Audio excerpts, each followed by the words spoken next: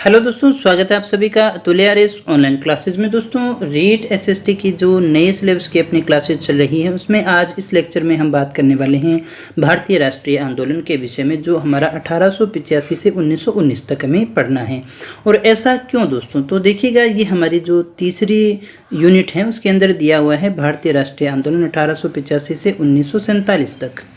लेकिन हम जो है 1885 से 1919 तक ही पढ़ेंगे, क्योंकि पुराने सिलेबस में 1919 से 1947 तक दिया हुआ था। दोस्तों, ये 1919 से 47 तक आपने पढ़ चुके हैं, जो आपको प्लेलिस्ट में सारे लिंक मिल भी जाएंगे। सारे वीडियोस देख करके आप सिलेबस पूरा कर सकते हैं। इसी के साथ अपना जैसे ही आज ये टॉपिक खत्म होगा तो अपने ये तीनों यूनिट भी कंप्लीट हो जाएगी। इसकी पीडीएफ आपको मिल चुकी है, ये आज आपको मिल ही जाएगी। दोस्तों, पॉलिटी आपको मिल चुकी है, ये फर्स्ट पार्ट हमने उसमें बांटा था पीडीएफ के लिए, तो ये भी आपको 1-2 दिनों में प्रोवाइड करवा दिया जाएगा A4 के अंदर, ताकि आप उसे आसानी से प्रिंट करवा के पढ़ सकें, या फिर आप मोबाइल में पढ़ना चाहें तो वहीं पर भी पढ़ सकते हैं। दोस्तों, वो आपकी सुविधा के अनुसार है। दोस्तों, तो शुरू करें आज के लेक्चर को, जिसमें हम बात करने वाले हैं भारतीय राष्ट्रीय आंदोलन के विषय में। यहाँ जो अपना काल है, सबसे पहले 1885 से 1905 तक को देखते हैं अपने। ये जो चरण है इसे हम उदारवादी चरण के रूप में देखते हैं, क्योंकि कांग्रेस की जो प्रारंभिक विचारधारा थी दोस्तों, वो उदारवादियों की मानी जाती है। उनके किस प्रकार के फंडे थे, किस प्रकार से वो कार्य करते थे, वो सारी चीज़ें अपने देखने वाले हैं।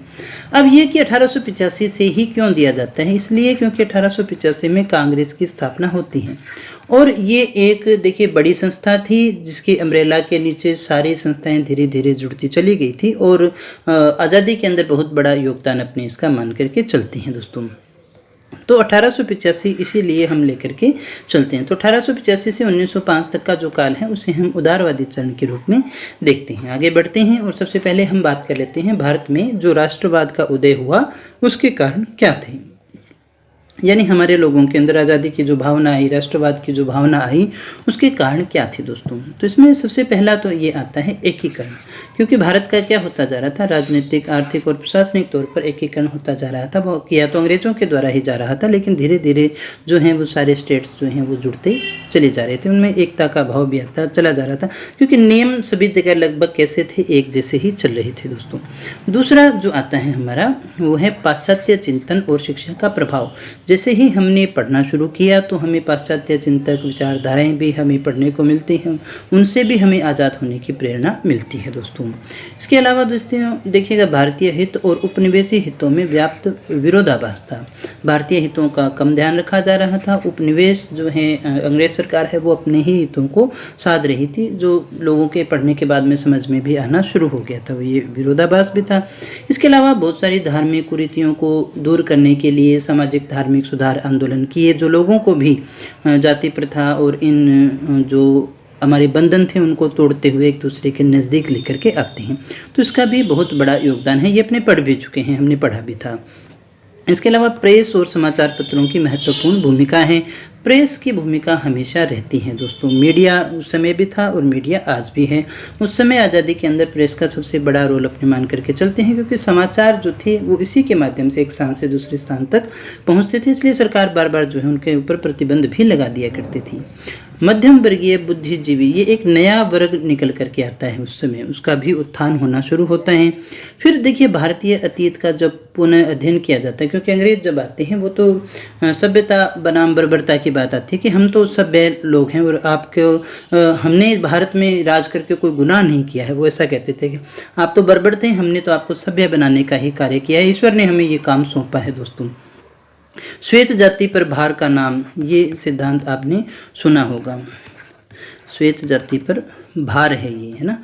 तो ये जो था, इनको भारतीय जो लोग हैं वो पढ़ते हैं हमारे पुराने अतीत को, तब हमें पता चलता है कितना गौरवशाली अतीत था, और इसीलिए स्वतंत्रता की भावनाएं भी जागती हैं। दोस्तों, उसी समय कुछ यूरोपीय आंदोलन भी चल रहे थे, अंतर्राष्ट्रीय घटनाएं भी थी जिनका प्रभाव इनके ऊपर पड़ रहा था। इल्बर्ट बिल विवाद भी था, इसमें साहित्य जो था उसका प्रभाव भी पड़ता है। साथ साथ ये थोड़ा सा हमारा इम्पोर्टेंट है, यूरोपीय आंदोलन भी उस समय चल रहे थे। जैसे हम बात करें 1859 से लेकर के 61 तक का जो इटली का एकीकरण है, उसमें युवा इटली जो है एक सफल आंदोलन चलाते हैं मेजिनी और गैरिबाल्डी के नेतृत्व में।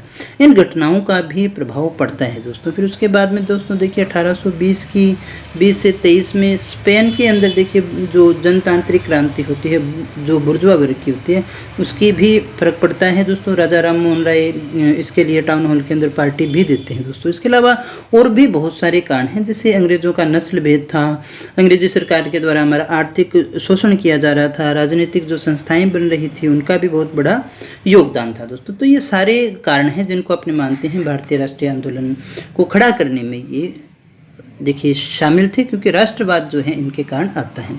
अब हम बात कर लेते हैं कांग्रेस से पहले की राजनीतिक संस्थाएं, क्योंकि 1885 हालांकि हमारे सिलेबस में 1885 से है, लेकिन जो पुरानी संस्थाएं थी वही जुड़ करके आगे यहाँ तक पहुँचने का काम करती है। ऐसा नहीं है कि 1885 में एक दिन में ही कांग्रेस खड़ी हो जाती है दोस्तों। धीरे धीरे विकास होता है किसी भी चीज़ का, चीज़ें परिपक्व होती हैं तब जाकर के किसी संस्था का निर्माण होता है, एक दिन में नहीं होता है दोस्तों। तो यहाँ हम बात करेंगे कांग्रेस से पूर्व के जो राजनीतिक संस्थाएं हैं उनके उद्देश्य क्या थे। ये हमारे सामने एक टेबल है, उसको समझते हैं अपने। तो सबसे पहले हम बात करते हैं जो अपने लैंड होल्डर्स सोसाइटी है, जिसे हम कहते हैं जमींदारी एसोसिएशन। एक तो यहाँ पर जो हमें याद रखना है दोस्तों, वो आपको याद रखना है, ये कब की है, 1883 की है। इसके संस्थापक कौन थे दोस्तों? द्वारिकानाथ टैगोर थे, कुमार ठाकुर थे, राधाकांत थे और राजा कालीकृष्ण थे और राजकमल सेन थे। इनका जो है मुख्य योगदान रहा। अगर आपसे एक नाम पूछा जाए दोस्तों तो कौन सा देंगे? द्वारकानाथ टैगोर का नाम आपको याद रखना है। ये नाम जो है मुख्यतः जिम्मेदार मानते हैं। और ऐसा ये इसलिए इम्पोर्टेंट है क्योंकि भारत की पहली, अगर आपसे पूछा जाए राजनीतिक संस्था कौन सी है, भारत की पहली राजनीतिक संस्था जो थी वो थी लैंड होल्डर सोसाइटी, इसी को माना जाता है। हालांकि मूलतः ये एक जमींदारों का ही संगठन था और अपनी स्वार्थों की रक्षा के लिए ही बनाया गया था, लेकिन फिर भी हम इसे क्या कहते हैं, भारत की पहली राजनीतिक संस्था, इसलिए इसके आने की संभावना सबसे ज़्यादा रह जाती है। हालांकि ये 1838 की बात है, 1885 से तो काफ़ी पहले की है, लेकिन हमें आगे बढ़ने से पहले इसको समझना पड़ेगा दोस्तों। फिर आती है 1843 की बंगाल ब्रिटिश इंडियन एसोसिएशन। इसकी जो स्थापना होती है देखिए वो भी किसके प्रयासों से होती है, तो ये इसमें नाम आता है जो थॉमस थॉमसन प्यारी रामचंद्र, इन सभी का जो है इसमें मुख्य योगदान आता है दोस्तों। इसमें भी अपने द्वारकानाथ टैगोर का नाम शामिल कर लेना दोस्तों, द्वारकानाथ का भी इसमें नाम आता है। ये जॉर्ज थॉमस या थॉमसन थे, वो इसके अध्यक्ष बनाए जाते हैं दोस्तों। और इस संस्था का जो उद्देश्य था वो था अंग्रेजों के अधीन भारत के लोगों की वास्तविक अवस्था के विषय में जानकारी प्राप्त करना और उनका विस्तार करना। यहाँ इसके उद्देश्य को समझिएगा कि भारत के लोगों की जो वास्तविक दशा है उसको समझना और उनके अंदर राष्ट्रवादी भावनाओं को जागृत करना, ये इसका मुख्य उद्देश्य जाना जाता है। फिर आती है हमारी ब्रिटिश इंडियन एसोसिएशन 1851 की, जो कलकत्ता में स्थापित होती है दोस्तों। अब 1851 को क्या होता है, बंगाल की जो पूर्व राजनीतिक संस्थाएं थी जिसमें लैंड होल्डर्स सोसाइटी थी ये और बंगाल ब्रिटिश एसोसिएशन जो थी, ये दोनों मिल करके एक हो जाती है दोस्तों। और इसमें जो मुख्य नेता जो जिनका योगदान रहा, राजेंद्र लाल मित्र का नाम आता है, हरीशचंद्र मुखर्जी का नाम आता है, राम गोपाल का नाम आता है। इसके अलावा देवेंद्रनाथ टैगोर भी अपने ले सकते हैं, इसमें एक देवेंद्र नाथ टैगोर का नाम भी शामिल कर लीजिएगा दोस्तों, तो ये भी इसमें आते हैं। हालांकि ये भी एक प्रकार की राजनीतिक हितों के लिए मानते जरूर हैं, लेकिन ये भी एक प्रकार की थी जमींदारी संस्था ही, ये भी जमींदारी की संस्था थी। तो पहली लैंड होल्डर्स सोसाइटी थी जिसको आपको याद रखना है। फिर ये दोनों को मिला करके क्या हो गई, एक हो गई। इन दोनों को हमने क्या कर दिया है, एक कर दिया है दोस्तों। इसके बाद में आगे हम चलें तो देखिएगा हमारी आती है वो है east India association. East India association जो है वो 1866 में बनती है लंदन के अंदर, और इसके जो संस्थापक अपने मानते हैं वो मानते हैं दादा भाई नौरोजी को। दादा भाई नौरोजी ने ये किया था ब्रिटिश जनमत को एकत्रित करने के लिए, ये बात आपको याद रखनी है। ब्रिटिश जनमत को प्रभावित करने के लिए लंदन के अंदर इसकी स्थापना की जाती है। भारत की समस्याओं को इंग्लैंड के लोगों से अवगत कराना और वहां से जन समर्थन प्राप्त करना जो है इस संस्था का मुख्य उद्देश्य था। यहाँ आपसे पूछा जा सकता है कि ईस्ट इंडिया एसोसिएशन की स्थापना किसके द्वारा की गई थी? दादा भाई नौरोजी के द्वारा। कहाँ की गई थी? तो लंदन के अंदर की गई थी दोस्तों। और इसका जो उद्देश्य था वो भारतीयों की जो समस्याएं हैं वहाँ से लोगों को अवगत कराना और एक प्रकार से जन समर्थन प्राप्त करना। उसके बाद में जो हमारी आती है वो है इंडियन लीग, 1875 की है। शिशिर कुमार घोष इसके संस्थापक सदस्य माने जाते हैं। इसका जो उद्देश्य था वो था राष्ट्रवाद की भावना को जागृत करना और राजनीतिक शिक्षा देना। फिर हमारी आती है Indian association. Indian association 1876 Calcutta की है। इसमें जो संस्थापक सदस्य हैं वो हैं सुरेंद्रनाथ बनर्जी और आनंद मोहन बोस। इसका जो कार्य था वो था राजनीतिक कार्यक्रम हेतु देश में एकता, सिविल सेवा प्रणाली में सुधार करना। ये इनका मुख्य उद्देश्य माना जाता है। इसके बाद में जो इम्पोर्टेंट आती है वो है हमारी पूना सार्वजनिक सभा। पूना में ही बनी थी, महादेव गोविंद रानाडे की थी। ये आपसे पूछा जा सकता है दोस्तों। इस संस्था का जो उद्देश्य था वो था सरकार और जनता के बीच में संबंध कायम करना, यानी उनके बीच में एक सेतु का कार्य करना। फिर आती है हमारी मद्रास महाजन सभा। यहाँ आप नाम से ही स्पष्ट हो जाता है महाजनों की ये एक सभा है। 16 मई 1884 को मद्रास में। इसमें जो थे वीर राघवाचारी थे, वी सुब्रमण्यम अय्यर थे, आनंद चार्लू, पी आनंद चार्लू। इसका जो उद्देश्य था वो था स्थानीय संगठनों के कार्यों को समन्वित करना, जो भी स्थानीय संगठन बने हुए हैं उनको एकत्रित करना। फिर हमारी आती है बॉम्बे प्रेसिडेंसी। ये भी काफ़ी इंपॉर्टेंट है। ये 1885 में बनती हैं। फिरोज शाह मेहता है, बदरुद्दीन तैयब जी है, केटी तेलिंग है। ये नाम आपको आगे भी देखने को मिलने वाले हैं। इसका जो उद्देश्य था वो था सरकारी पदों पर भारतीयों की नियुक्ति और भारत में सिविल परीक्षा का आयोजन करवाना दोस्तों। तो ये कुछ एक वो संस्थाएं थी जो हमने बात की कांग्रेस से पहले अस्तित्व में आती हैं और कहीं ना कहीं योगदान इनका होता है आगे बढ़ने के लिए, क्योंकि पिछले के आधार पर ही अपने आगे बढ़ते हैं। अब देखिएगा दोस्तों, आगे चलते हैं और आगे हम बात कर लेते हैं भारतीय राष्ट्रीय कांग्रेस के विषय में। भारतीय राष्ट्रीय आंदोलन जो है उसे अपने 3 चरणों में बांट करके पढ़ते हैं। पहला था हमारा 1885 से 1905 का। दूसरा आता है 1905 से लेकर के 1919 तक का, और फिर आता है 1919 से लेकर के 47 तक का। ये 3 चरणों में अपने बांट करके पढ़ते हैं। अभी जो हम बात कर रहे हैं वो प्रथम चरण की बात कर रहे हैं, जिसमें हम सबसे पहले देखेंगे कांग्रेस की स्थापना। अब कांग्रेस की जो स्थापना है उसमें आगे बढ़ने से पहले हम ये देख लें कि ये जो कांग्रेस शब्द है इसका अर्थ क्या होता है। कांग्रेस शब्द का जो अर्थ होता है वो है लोगों का समूह। लोगों का समूह। कांग्रेस शब्द का अर्थ क्या हो गया दोस्तों? कांग्रेस शब्द का अर्थ हो गया लोगों का समूह। अगर आपसे पूछा जाए तो अगर हम कहें इस शब्द का सबसे पहले प्रयोग कहाँ किया गया था, तो यूएसए के अंदर इस शब्द का जो है वो सबसे पहले प्रयोग किया जाता है। भारत में इस संस्था का यह नाम अगर पूछा जाए कहाँ से आया, तो उसमें जो नाम आता है वो आता है दादा भाई नौरोजी का। कुछ एक फैक्ट है, प्रारंभिक फैक्ट है, आपको इनको याद रखना है। और जो मूल नाम आप जानते हैं किसका आता है? A.O. ह्यूम का आता है। तो यहाँ इसको समझ लीजिएगा। A.O. ह्यूम जो कि एक अवकाश प्राप्त अंग्रेज अधिकारी था, उसने 1884 में भारतीय राष्ट्रीय संघ की स्थापना की थी। देखिएगा, A.O. ह्यूम ने जिस संगठन की स्थापना की थी वो था भारतीय राष्ट्रीय संघ। इसका जो पहला अधिवेशन होता है वो होता है 28 दिसंबर 1885 को बम्बई के गोकुलदास तेजपाल संस्कृत विद्यालय में होता है। उसको महाविद्यालय कर लीजिएगा दोस्तों, महाविद्यालय में होता है। इसकी अध्यक्षता करते हैं व्योमेश चंद्र बनर्जी।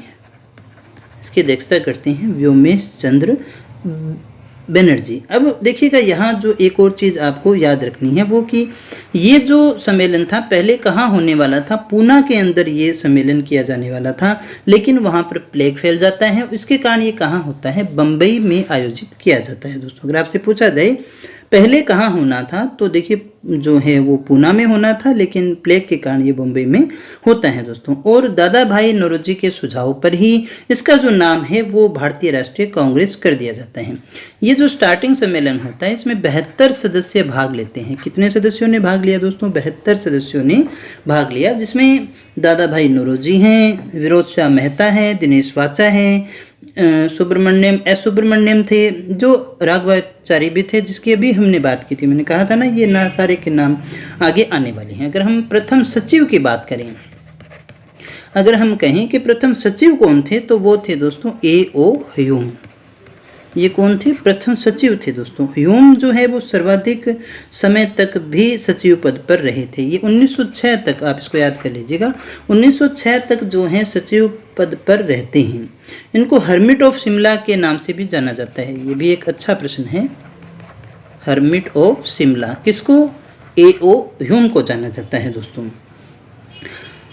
जनता के मित्र पत्रिका का प्रकाशन भी इनके द्वारा किया जाता है। पक्षी विज्ञान का जनक अगर आपसे पूछा जाए तो भी इसी का नाम आता है। पक्षी विज्ञान का जनक, पक्षी विज्ञान का जनक। और इनकी पत्रिका जिसकी मैं बात कर रहा था वो थी जनता के मित्र, और पक्षी विज्ञान का जनक जो है इनको माना जाता है दोस्तों। तो दोस्तों इसके बाद में थोड़ा सा और समझ लेते हैं अपने, हालांकि प्राथमिक जो बातें हैं वो आपको समझ में आ चुकी होंगी कि A.O. ह्यूम जो है वो उसका सबसे बड़ा योगदान अपने मानते हैं। इसी सम्मेलन में दादा भाई नौरोजी के सुझाव पर नाम बदलकर भारतीय राष्ट्रीय कांग्रेस कर दिया गया। अभी हमने बात की थी, पहला जो अधिवेशन है वो बम्बई में होता है, जो कि पूना में होना था, लेकिन वहाँ पर हैजा या प्लेग जो है वो फैल जाता है दोस्तों, और उसी के कारण जो है इसे बम्बई में आयोजित किया जाता है दोस्तों। इसके बाद में आगे हम बात करते हैं, कलकत्ता के व्योमेश चंद्र बनर्जी इसके अध्यक्ष चुने गए थे। पहले अध्यक्ष वही थे। पहले अधिवेशन में 72 लोगों ने भाग लिया था। कितने लोग थे? 72। सर सैयद अहमद खान जो थे वो कांग्रेस की स्थापना के विरोधी थे। बड़ा अच्छा प्रश्न बनता है यहाँ से, अगर आपसे पूछा जाए कि वो कौन व्यक्ति थे जो इसके विरोधी थे, तो वो थे सर सैयद अहमद खान। और इनके विरोध में ये अपना एक संगठन भी लेकर के आते हैं, मोहम्मडन एजुकेशन कांग्रेस 1886 के अंदर, और यूनाइटेड पैट्रियट एसोसिएशन 1888 की स्थापना जो है वो इनके द्वारा की जाती है दोस्तों। बड़ा अच्छा फैक्ट है और पूछा भी जा सकता है।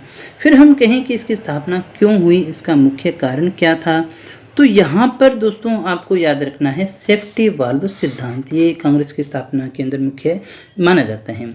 ये कहा जाता है कि A.O. ह्यूम जो थे वो तत्कालीन वायसराय जो थे डफरिन के मित्र थे, और वही उसको मार्गदर्शन और सलाह देते हैं, और उसकी की सलाह पर जो है इस संगठन का जन्म होता है दोस्तों। ये था कि देखिए 1857 की जब क्रांति होती है तो वो अंग्रेजों को सोचने के लिए मजबूर कर देती है, और उनका प्रयास रहता है कि दोबारा ऐसी क्रांति न हो, तो कम से कम हमें लोगों के अंदर जो चल रहा है उसका पता तो चले, और वो जो रोष है वो किसी आंदोलन के माध्यम से इस प्रकार से बाहर निकल जाए। तो इसलिए सेफ्टी वाल्व जैसे कुकर में होता है उसी प्रकार से जो है वो प्रेशर बाहर निकल जाए, इसके लिए इस संस्था का जो है आविष्कार किया गया था, इसका निर्माण किया गया था। इसमें भी बहुत सारे सिद्धांत आते हैं। सामान्यतः हम ऐसा भी कह सकते हैं कि हमने पीछे से जो संस्थाएं तो पहले ही बननी शुरू हो चुकी थी, आगे से आगे कुछ ना कुछ तो बनना ही था दोस्तों। तो इस समय भारतीय जनता में पनपते बढ़ते असंतोष को हिंसा के ज्वालामुखी के रूप में फूटने से रोका जा सके, इसलिए असंतोष के वाष्प को बिना किसी खतरे के बाहर निकालने के लिए सुरक्षित, सौम्य और शांतिपूर्ण संवैधानिक निकाय या सुरक्षा वालों उपलब्ध करवाया जा सके। यानी ऐसी एक संस्था बनाई जाए जहां पर वो चीख चिल्ला लें, अपनी बातें कर ले, तो फिर उनको शांति मिल जाए, उनकी आत्मा शांत हो जाए, और वो फिर जो है उस प्रकार का रोष नहीं। और देखिएगा भी 1857 की क्रांति के बाद में वैसा कोई आंदोलन नहीं हो पाया दोस्तों, और होता भी नहीं है। फिर सारे शांतिपूर्ण तरीकों से ही चलते हैं, इन्हीं विचारधारा पे चलते हैं दोस्तों। तो यहाँ आगे बढ़ते हैं, और सेफ्टी वाल्व के सिद्धांत को तो अपने देख ही चुके हैं। इसके बाद में जो हमारा आता है वो है इसके प्रथम फारसी अध्यक्ष कौन थे, आपसे पूछा जा सकता है। तो प्रथम फारसी अध्यक्ष माने जाते हैं दादा भाई नौरोजी। प्रथम मुस्लिम अध्यक्ष कौन थे, तो बदरुद्दीन तैयब जी थे। प्रथम महिला अध्यक्ष कौन थी, एनी बेसेंट थी, 1917 में अध्यक्षता की थी। प्रथम अंग्रेज अध्यक्ष कौन थे, तो वो थे जॉर्ज यूल, 1888 इलाहाबाद में अध्यक्षता की थी। प्रथम भारतीय महिला की बात करें तो सरोजनी नायडू, 1925 कानपुर। ये सारे डायरेक्ट फैक्ट हैं जो आपको अच्छे से याद करने हैं, इनको याद करना ही होगा। अगर आपसे पूछा जाए जिस समय कांग्रेस की स्थापना हुई तो उस समय वायसराय कौन थे, ये हमने सेफ्टी वाल्व में देख ही लिया है, कौन थे, डफरिन थे दोस्तों। कौन थे, डफरिन थे, ये आपको याद रखना है दोस्तों। इसके बाद में हम बात करते हैं आगे डफरिन ने कांग्रेस को नगण्य अल्पमत का प्रतिनिधित्व करने वाली एक संस्था कहा था, ये आपको याद रखना है, फैक्ट है, पूछे जाते हैं। कौन सा कथन किसके द्वारा कहा गया है। भारतीय राष्ट्रीय कांग्रेस के विरोध में सर सैयद अहमद खान ने 1888 में एंग्लो मुस्लिम डिफेंस एसोसिएशन का गठन किया था।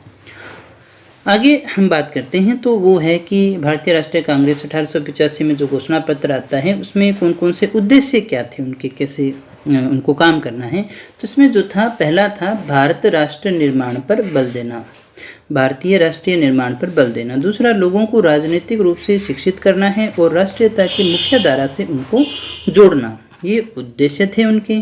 औपनिवेशिक शासन की वास्तविक प्रकृति को लोगों को समझाना और उसके आधार पर बौद्धिक संघर्ष को संगठित करना। साझा और अखिल भारतीय राजनीतिक मंच को स्थापित करना और सुदृढ़ बनाना, साझा राजनीतिक कार्यक्रमों को क्रियान्वित करना, यानी लोगों को आपस में जोड़ना और अखिल भारतीय एक राजनीतिक मंच को तैयार करना जहां से वो अपनी बातें कह सके। दोस्तों, अखिल भारतीय राजनीतिक नेतृत्व को विकसित करना, यानी पूरे भारत का एक कोई राजनीतिक नेतृत्व हो जिसके दिशा निर्देश में सारी कार्य हों। प्रजातांत्रिक आदर्शों और मूल्यों को प्रोत्साहित करना और लोक संप्रभुता की संकल्पना को विकसित करना। बस ये नाम ही थोड़े टिपिकल हैं दोस्तों, बाकी कुछ नहीं है इसमें। अब हम बात कर लेते हैं आरंभिक जो हमारे राष्ट्रवादी थे, कांग्रेस आती है, उसकी मांगे क्या थी, उन्होंने क्या क्या मांगे रखी थी। पहला जो था वो था विधान परिषदों का क्या किया जाए, विस्तार किया जाए।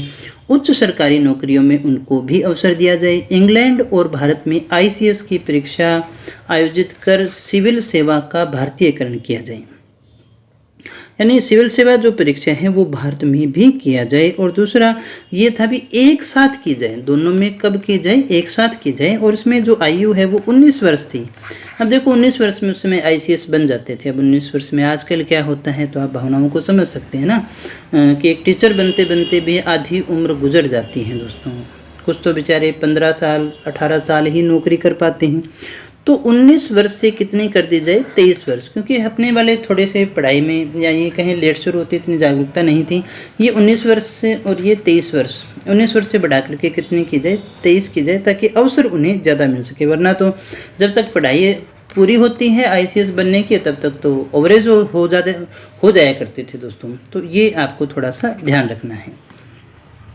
फिर देखिएगा न्यायपालिका का कार्यपालिका से क्या किया जाए, पृथक्करण किया जाए, ये इनकी डिमांड थी। प्रेस और भाषण पर जो प्रतिबंध लगाए गए हैं उनको समाप्त किया जाए। विदेशों में बसे भारतीयों की सुरक्षा हो। सैनिकों के खर्चे में कटौती की जाए क्योंकि वो भारत सरकार से लग रहा था। भारतीय प्रशासन की जांच के लिए रॉयल कमीशन की नियुक्ति की जाए। नमक कर जो है उसको समाप्त किया जाए। इसके अलावा दोस्तों गृह प्रभार जो है उसमें भी कमी की जाए। उत्पाद शुल्क की समाप्ति की जाए। भारत में कुलियों के साथ में जो दुर्व्यवहार होता है उसको समाप्त किया जाए। वन कानून और प्रशासन द्वारा उत्पन्न किए जाने वाले जो कष्ट हैं उनका भी निवारण किया जाए दोस्तों। कारखानों में श्रमिकों की स्थिति को सुधारा जाए। देसी उद्योगों को बढ़ावा मिले। आर्म्स एक्ट को रद्द कर दिया जाए दोस्तों। तो इस प्रकार की बहुत सारी जो डिमांड थी उनके द्वारा की गई थी दोस्तों। एक ये भी था कि बर्मा को क्या कर दिया जाए, पृथक कर दिया जाए, ये भी उसकी डिमांड में ही शामिल था। तो कपड़ों पर जो आयात कर है वो लगाया जाए, ये भी था, कपड़ों पर आयात कर। तो ये प्रारंभिक जो संस्था थी उसकी प्रारंभिक मांगे अपने कह सकते हैं दोस्तों। आगे चलते हैं, हम आगे बात करते हैं प्रारंभिक राष्ट्रवादियों की उपलब्धता। अब इनसे मिला क्या, ये जो डिमांड थी उससे हुआ क्या दोस्तों, उसके विषय में अपने को बात करनी है। इससे जो लाभ हुआ, एक राजनीतिक मंच का निर्माण हुआ जो आगे से आगे चलता है। मैंने कहा भी था पहले कि एक ऐसा अम्ब्रेला बनता है जिसके छांव में सारे पलते हैं दोस्तों। राष्ट्रवाद की भावना जागती है। 1892 का भारत परिषद अधिनियम जो है वो पारित हो जाता है दोस्तों। भारतीय व्ययों की जांच करने के लिए वेल्बी समिति की नियुक्ति की जाती है। 1886 में लोक सेवा आयोग की बहाली की जाती है। 1893 में हाउस ऑफ कॉमन्स में भारत व लंदन में एक साथ परीक्षा लिए जाने का विधेयक पारित कर दिया जाता है, जो अभी हमने पढ़ा ना कि इनकी जो डिमांड थी वो उसमें शामिल था। राष्ट्रवादी दृष्टिकोण से ब्रिटिश आर्थिक नीतियों का विश्लेषण किया जाए। राष्ट्रीय आंदोलन के पृथक चरण में हुए प्रमुख अधिवेशन जिनको हमें आगे पढ़ना है। तो ये कुछ एक उपलब्धियां थी जो अपने सफलता के तौर पर हम इसमें देख सकते हैं।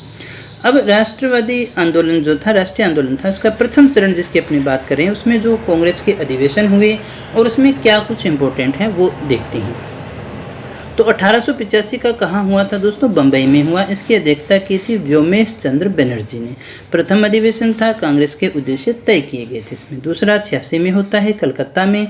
इसके अध्यक्ष थे दादा भाई नौरोजी। राष्ट्रीय कांग्रेस और नेशनल कॉन्फ्रेंस का क्या होता है, विलय कर देते हैं। 1887 में मद्रास में हुआ। बदरुद्दीन तैयब जी थे प्रथम मुस्लिम अध्यक्ष माने जाते हैं। 1888 में इलाहाबाद, जॉर्ज यूल प्रथम अंग्रेज अध्यक्ष, अभी हमने बात भी की थी। 1889 बम्बई में होता है। सर विलियम वेडरबर्न जो है वो इसकी अध्यक्षता करते हैं। इसमें कादम्बिनी गांगुली हिस्सा लेती हैं। 1890 का कलकत्ता में अध्यक्ष फिरोज शाह में होता है। ये नाम आपको याद रखने पड़ेंगे, ये नाम आपने पढ़ा भी होगा पुरानी संस्थाओं में। नागपुर के अंदर होता है। 1891 का, 92 का इलाहाबाद में होता है। व्योमेश चंद्र बनर्जी जो पहले में भी शामिल थे। 1893 का लाहौर में होता है। दादा भाई नौरोजी फिर से आ गए। और 1894 के अंदर जो है वो मद्रास में होता है, अल्फ्रेड वेब की अध्यक्षता में। 1895 में पूना में, सुरेंद्र नाथ बनर्जी की अध्यक्षता में। 1896 में कलकत्ता में AMA सयानी की। इसमें जो था अकाल उत्पन्न करने के लिए ब्रिटिश सरकार के खिलाफ प्रस्ताव इसमें पारित किया जाता है दोस्तों।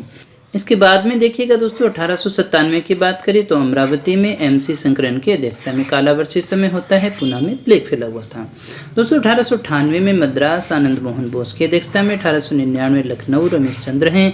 यहाँ जरूरी ये बात है कि इस समय पार्टी का पहला संविधान जो है वो बन के तैयार होता है और भू राजस्व के स्थायीकरण की मांग की जाती है। भी कुछ न कुछ इसमें स्थायित्व आना चाहिए। 1900 में जो है लाहौर में होता है NG चंद्रावरकर की अध्यक्षता में। 1901 में कलकत्ता दिनेश इवाचा। 1903 में मद्रास में लाल मोहन घोष होते हैं। बम्बई सन हेनरी कॉटन। 1905 वाला इंपॉर्टेंट है क्योंकि बंगाल विभाजन होता है और कर्जन की प्रतिक्रियावादी जो नीतियां थी उनकी आलोचना की जाती है। तो 1905 तक हमने कहा था। 1885 से 1905 तक का जो काल है उदारवादियों का काल होता है दोस्तों। तो दोस्तों इसके बाद में उग्रवाद उदय होता है। इसके बाद में जो अगला चरण आता है वो है हमारा उग्रवाद का चरण, या हम कहें 1905 से 1919 तक का काल। तो ये उग्रवाद जो आता है इसके उदय होने के मुख्य कारण क्या थे ये हमें समझ लेना चाहिए।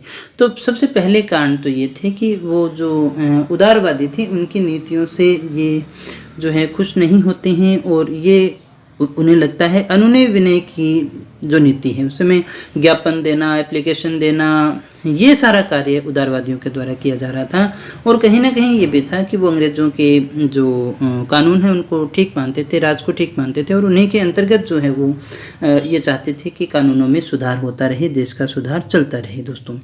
तो इसमें ये था जो मुख्य कारण रहा, ब्रिटिश राज की प्रकृति को भली भांति ये समझ गए थे। ब्रिटिश सरकार जो दमनकारी नीतियां अपना रही थी उसके कारण भी उग्रवाद का उदय होता है। अंतर्राष्ट्रीय जो घटनाएं थी उनका प्रभाव, क्योंकि छोटे छोटे कुछ देश थे जो आज़ाद होते चले जा रहे थे, उसका प्रभाव भी पड़ रहा था। अब नेतृत्व भी प्रशिक्षित हो चुका था। फिर भारतीय विचारक जो आए थे इस समय उनका प्रभाव भी इसी प्रकार का था जिसके कारण उग्रवाद का उदय होता है दोस्तों।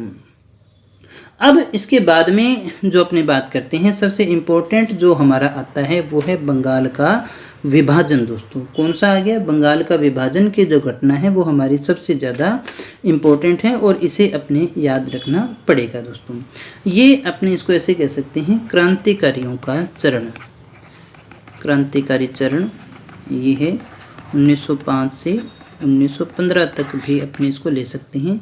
बाकी तो आगे से आगे अपना चलता ही रहेगा, 1919 जैसा भी आए, बाकी ऐसा कभी कोई ऑप्शन में आने वाला नहीं है दोस्तों। इसके बाद में दोस्तों यहाँ एक और हमें समझ लेना होगा कि ये जो विचारधारा आई थी उसके पीछे हम ऐसा कह सकते हैं कि एक तो फ्रांसीसी क्रांति, एक अपने कह सकते हैं पुनर्जागरण, एक अमेरिका का स्वतंत्रता संग्राम, रूसी समाजवाद की जो क्रांति थी, ये जो सारी चीज़ें हैं वो बैकग्राउंड में होती हैं। बंगाल विभाजन को थोड़ा समझ लीजिएगा। लॉर्ड कर्जन जो है वो 1905 में लेकर के आते हैं। इसके पीछे ब्रिटिश सरकार का मुख्य उद्देश्य तो था मूल बंगाल में बंगालियों की आबादी को कम करके उन्हें अल्पसंख्यक बनाना।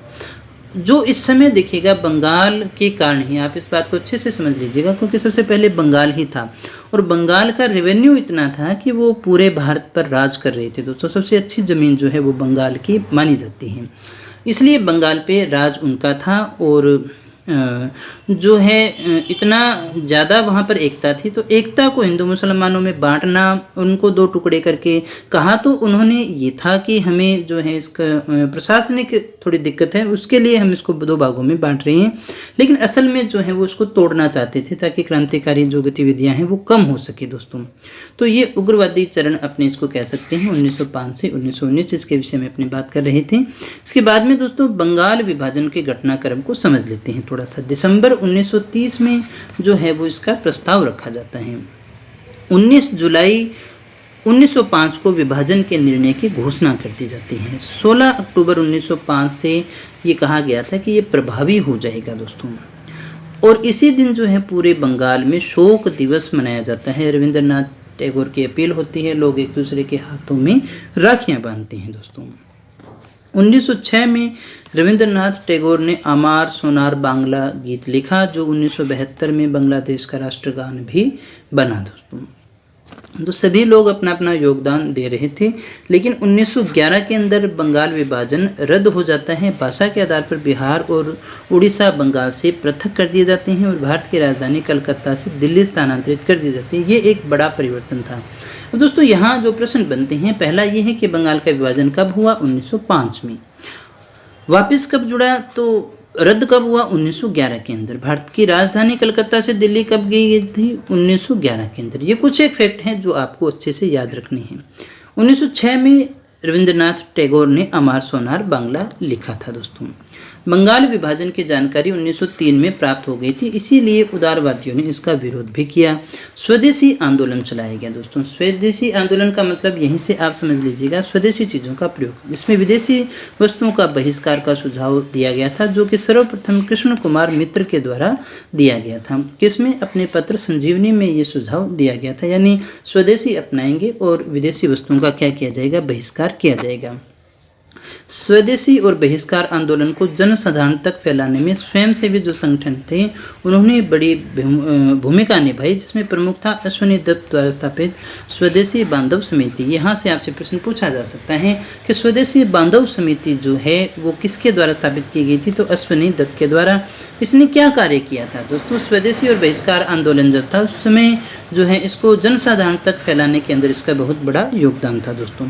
स्वदेशी आंदोलन को गणपति महोत्सव और शिवाजी जयंती के माध्यम से प्रचारित करने का कार्य भी किया गया था दोस्तों।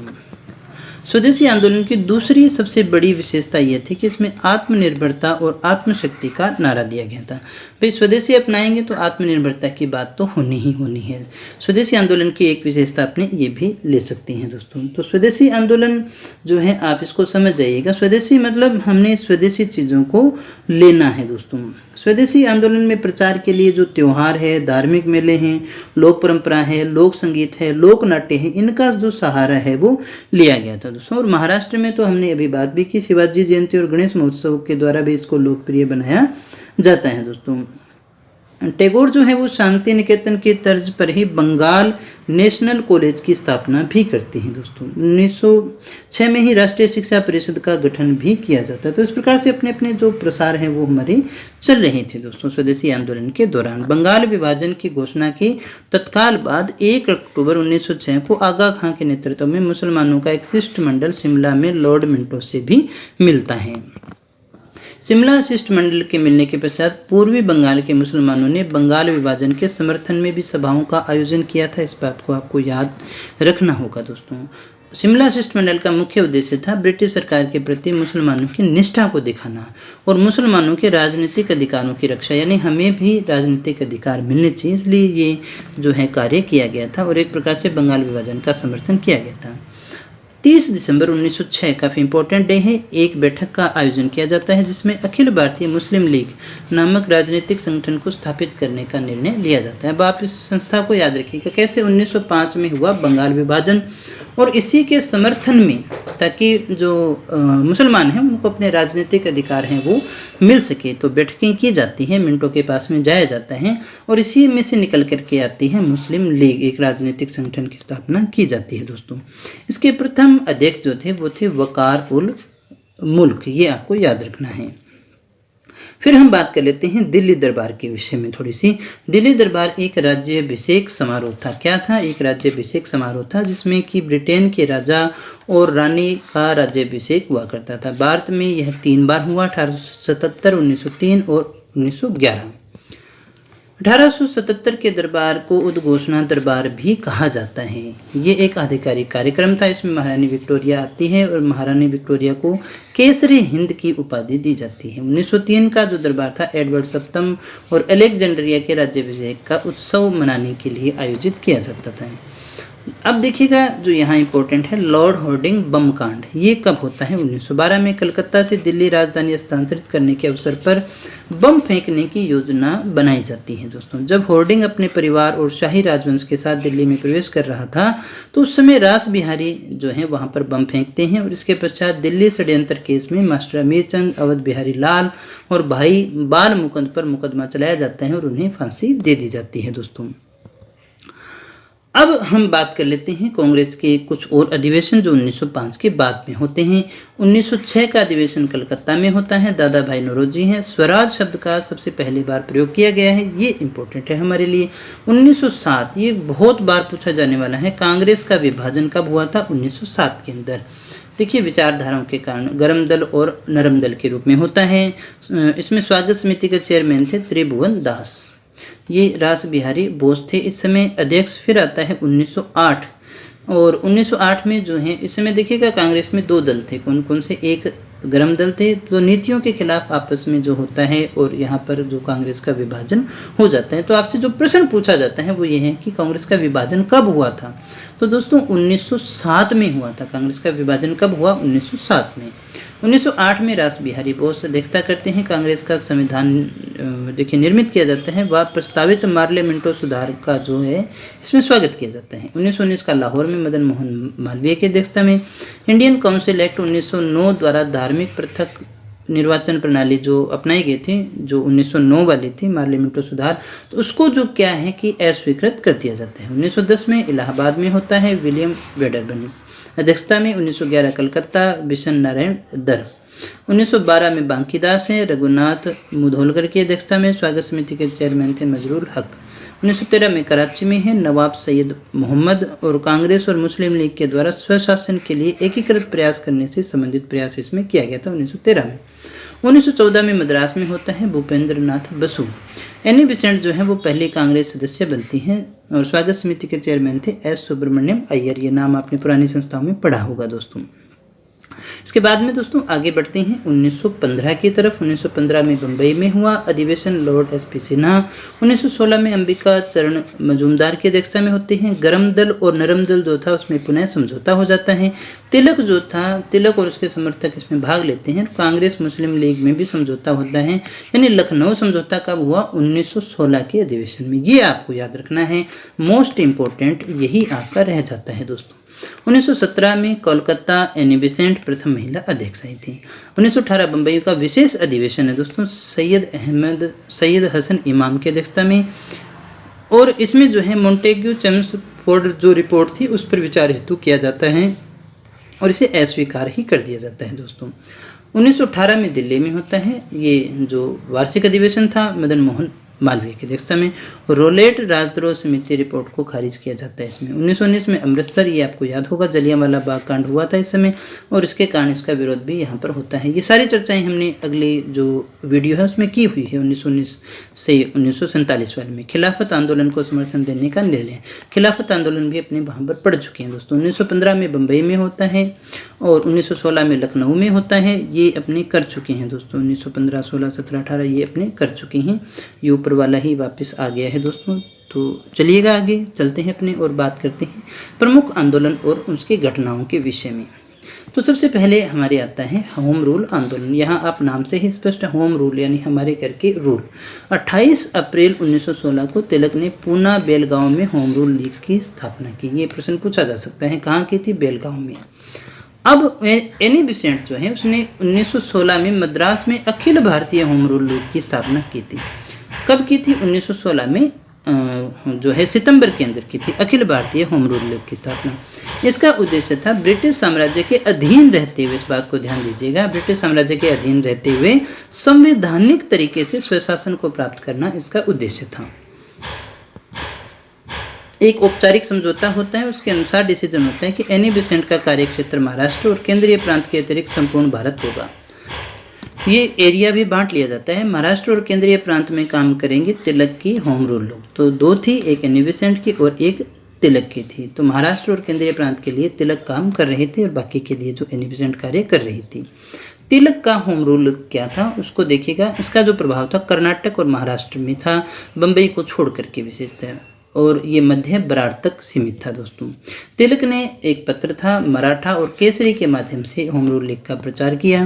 तिलक ने पूरे देश में जनमत को जुटाने का प्रयास किया और नारा दिया, स्वराज्य मेरा जन्मसिद्ध अधिकार है, मैं इसे लेकर रहूंगा। तो देखिएगा, आपको ये याद रखना है कि जो स्वराज्य मेरा जन्मसिद्ध अधिकार है ये किसके द्वारा दिया गया था दोस्तों।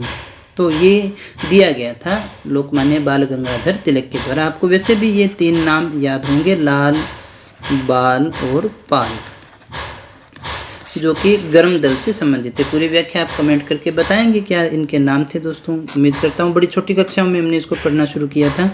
इस लीग के जो प्रथम अध्यक्ष थे वो थे जोसेफ बैप्टिस्टा। तिलक ने क्षेत्रीय भाषा में शिक्षा और भाषाई राज्यों की मांग को स्वराज्य से जोड़ दिया। तिलक ने क्या किया, क्षेत्रीय जो हमारी भाषाएं हैं उसमें शिक्षा और जो भाषाई राज्य हैं उनकी मांग को भी स्वराज्य से जोड़ दिया। अब एनी बेसेंट के होम रूल लीग की बात कर लेते हैं। इसका सचिव जो था जॉर्ज अरुंडेल था। ये आपसे पूछा जाता है, जॉर्ज अरुंडेल जो था वो एनी बेसेंट की होम रूल लीग का सचिव था दोस्तों। इसके बाद में होम रूल लीग जो है ये मानी जाती है इन्हीं के दिमाग की उपज थी। किसकी? George Arundale. जॉर्ज अरुंडेल के दिमाग की जो है उपज मानी जाती है जो होम रूल लीग थी दोस्तों। इसके बाद में आगे हम बात करते हैं। इन्होंने अपने विचार 1 जनवरी 1914 को साप्ताहिक पत्रिका कॉमनवेल्थ में रखा था दोस्तों। जॉर्ज अरुंडेल की अपनी बात कर रहे हैं। एनी बेसेंट के लीग से सुब्रमण्यम अय्यर, मोतीलाल नेहरू, तेग बहादुर सप्रू, वीपी वाडिया, वी चक्रवर्ती, जे बनर्जी जैसे नेता जुड़े हुए थे दोस्तों। आगे बढ़ते हैं और होम रूल लीग की स्थापना देखिए बाह्य देशों में भी होती है, जिसमें 7 जून 1916 को लंदन में होम रूल लीग की स्थापना की गई। इसके जो अध्यक्ष थे वो थे ग्राहम पाल। अक्टूबर 1915 में लाला लाजपत राय की अध्यक्षता में अमेरिका में होम रूल लीग की स्थापना होती है। ये आपको याद रखना है। लाला लाजपत राय ने 1915 में कहाँ की थी, देखिएगा जो है अमेरिका में होम रूल लीग की स्थापना की थी दोस्तों। होम रूल लीग जल्दी ही ब्रिटिश सरकार को नवीन नीति के निर्धारण के लिए बाध्य कर देती है। होम रूल लीग के परिणाम को देखें तो जो है राजनीतिक क्षेत्र से उदारवादियों का प्रभाव लगभग इसमें समाप्त हो जाता है। भारतीय राष्ट्रीय कांग्रेस में एक नई शक्ति और चेतना का संचार होता है। एनी बेसेंट कांग्रेस की पहली महिला अध्यक्ष बनती हैं। मोंटेग्यू घोषणा के बाद एनी बेसेंट ने होम रूल लीग का कार्य करना बंद कर दिया था दोस्तों। तो काफी सफल ही रही थी ऐसा अपने कह सकते हैं। अब हम थोड़ी सी बात कर लेते हैं राष्ट्रीय आंदोलन में गांधी जी के प्रारंभिक दौर के विषय में। तो इनमें सबसे पहले हमारा आता है चंपारण सत्याग्रह 1917 का। चंपारण जो है बिहार में है और किसानों से अंग्रेज बागान मालिकों ने 3/20 भाग पर नील की खेती करने का समझौता किया, जिसे हम 3 कठिया पद्धति कहते हैं, यानी अनिवार्य कर दिया गया, जिससे हमें कोई फायदा होने वाला नहीं था। इस समझौते से मुक्त होने के लिए किसानों से लागत की मांग बागान मालिकों के द्वारा तय की गई कि अगर आप इस समझौते को छोड़ना चाहते हो तो एक जो है लागत की मांग जो है बागान मालिकों द्वारा तय की जाती है। इसके विरोध में किसान जो हैं वो विद्रोह कर देते हैं। चंपारण के राजकुमार शुक्ल जो हैं लखनऊ में गांधी जी से मुलाकात करते हैं और चंपारण आकर के कहते हैं कि आपको विद्रोह का नेतृत्व करना है। अब गांधी जी चंपारण पहुंचते हैं, लेकिन प्रशासन उन्हें चंपारण छोड़ने का आदेश देते हैं। गांधी जी द्वारा सत्याग्रह छेड़ने की धमकी दी जाती है और इस पर जो आदेश है वो वापस ले लिया जाता है। मामले की जांच के लिए एक आयोग का गठन किया जाता है, जिसमें गांधी को सदस्य बनाया जाता है। इसी आयोग की अनुशंसा पर 3 कठिया पद्धति को समाप्त कर अवैध रूप से बसा ले गए धन का 25% किसानों को वापस भी दे दिया जाता है दोस्तों। तो सफलता ही कहेंगे इसे। इसी आंदोलन के सफल नेतृत्व के पश्चात ही रविंद्रनाथ टैगोर ने गांधी जी को महात्मा की उपाधि दी थी। याद रखिएगा, रविंद्रनाथ टैगोर ने दी थी महात्मा की उपाधि गांधी जी को। और इसी आंदोलन में राजेंद्र प्रसाद है, मजहरुल हक है, JB कृपलानी, महादेव देसाई, अनुग्रह नारायण सिंह और कृष्ण सिंह के द्वारा भी सहयोग किया गया था। ये अपने इनका पहला आंदोलन कह सकते करते हैं गांधी जी का। इसके बाद में जो आता है वो दूसरा है अहमदाबाद मिल हड़ताल जो है 1918 की। अहमदाबाद में मिल मजदूरों और मिल मालिकों के बीच में तनाव होता है प्लेग बोनस को लेकर के जो होता है विवाद। मार्च 1918 में मालिक जो है मजदूरों को 20% बोनस देने का निर्णय लेते हैं और धमकी दी कि जो यह बोनस स्वीकार नहीं करेगा उसे नौकरी से निकाल दिया जाएगा। और मजदूर जो थे वो 35% पे बात कर रहे थे, यानी दिया कितना गया 20 और मांग कितने की थी 35 की, चक्कर 15% का था दोस्तों। 1918 में जो है मार्च के अंदर मजदूर हड़ताल पर चले जाते हैं और गांधी जी खुद भूख हड़ताल पर बैठ जाते हैं दोस्तों। गांधी जी के अनशन पर बैठने के बाद मिल मालिक सारे मामलों को ट्रिब्यूनल को सौंपने के लिए तैयार हो जाते हैं। ट्रिब्यूनल जो है वो 35% बोनस देने का फैसला करता है। इस प्रकार से यह आंदोलन समाप्त हो जाता है दोस्तों। तो दोस्तों ये थी आज की हमारी क्लास, जिसमें हमने बात की 1885 से लेकर के 1919 तक की जो महत्वपूर्ण बातें थी वो अपनी सारी कर चुके हैं। इसके अलावा कोई छोटी मोटी बात जो क्वेश्चन के रूप में होगी वो अपने क्वेश्चनों में डिस्कस करेंगे दोस्तों, और फिर से अपने सारे क्वेश्चन जो हैं वो क्लियर हो जाएंगे। बड़ी बड़ी बातें जो थी वो हमने सारी देख ली हैं दोस्तों। अगर आपके किताब के अंदर कहीं RBSC में ये पाठ दिया गया है तो आपको उसे ज़रूर पढ़ना है। संभावना ये रहेगी कि वहाँ से आपसे प्रश्न पूछा जा सकता है, क्योंकि पूरा पाठ अपने यहाँ पर नहीं पढ़ा सकते हैं। ब्रीफ में मैंने सारी बातें आपको समझा दी है दोस्तों। अगर आपको वीडियो अच्छा लगा हो तो इसे लाइक कर देना, दोस्तों के साथ में शेयर कर देना, और हाँ चैनल को सब्सक्राइब कर लेना अगर अभी तक नहीं किया है तो, क्योंकि रीट का पूरा सिलेबस आपको यही मिल रहा है। और केवल रीट ही नहीं, आगे आने वाली परीक्षाओं की तैयारी भी आपको इसी प्रकार से इसी चैनल पर करवाई जाएगी दोस्तों। तो फिर मिलते हैं एक नए टॉपिक के साथ, कुछ और जानकारी के साथ। तब तक बने रहें हमारे साथ। Thank you very much.